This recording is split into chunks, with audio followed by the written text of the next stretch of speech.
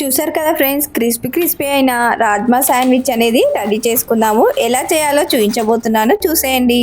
ఇది హెల్త్ కూడా చాలా మంచిది ఫ్రెండ్స్. రాజ్మా శాండ్విచ్ అనేది బ్రౌన్ బ్రెడ్ తో చేస్తున్నారు కదా, ఇంకా చాలా మంచిది. ముందుగా బాండి పెట్టేసి అయితే ఆయిల్ వేసుకున్నానండి. ఆయిల్ వేడెక్కిన తర్వాత చిన్నగా కట్ చేసుకున్న ఉల్లిగడ్డలు అనేది వేసి అవి ఫ్రై అయిన తర్వాతనైతే రాజ్మా ఉడకబెట్టింది అయితే వేసేసుకున్నానండి. ఇలా స్మాష్ చేసేసి మెత్తగా కావాలి అంటే మిక్సీ జార్ లో వేసి అయితే మిక్సీ పట్టేసుకోండి. ఇందులోనే రుచికి తగ్గట్టుగా ఉప్పు, కారం, ధనియాల పౌడర్, జీరా పౌడర్, కొంచెం గరం మసాలా, పసుపు అనేది యాడ్ చేసుకుని కాసేపు మూత పెట్టి అయితే ఉడికించానండి. చివరికి ఈ విధంగానైతే కొత్తిమీర వేసి దించేసుకోవడమే. పైన పెట్టడానికైతే రాజ్మా స్టఫింగ్ అనేది రెడీ అయిపోయిందండి. ఈ విధంగా 2 బ్రెడ్ సైజెస్ అయితే తీసేసుకున్నానండి. వాటిపైన ఇంకా బటర్ అనేది ఈవెన్ గా స్ప్రెడ్ చేసుకుంటున్నాను. ముందుగా తయారు చేసిన రాజ్మా స్టఫింగ్ అనేది ఈవెన్ గా బ్రెడ్ పైన అయితే పెట్టేసుకొని మన శాండ్విచ్ మేకర్ అయితే ముందుగానైతే ప్రీ హీట్ చేసుకొని అయితే పక్కకు పెట్టుకున్నానండి. ప్రీ హీట్ చేసిన శాండ్విచ్ మేకర్ లోనైతే ఇంకా బ్రెడ్ అనేది పెట్టేసుకొని 2 మినిట్స్ లోనైతే మనకు శాండ్విచ్ అనేది రెడీ అయిపోతుందండి. చాలా క్రిస్పీగానైతే వచ్చాయి, చూసేయండి.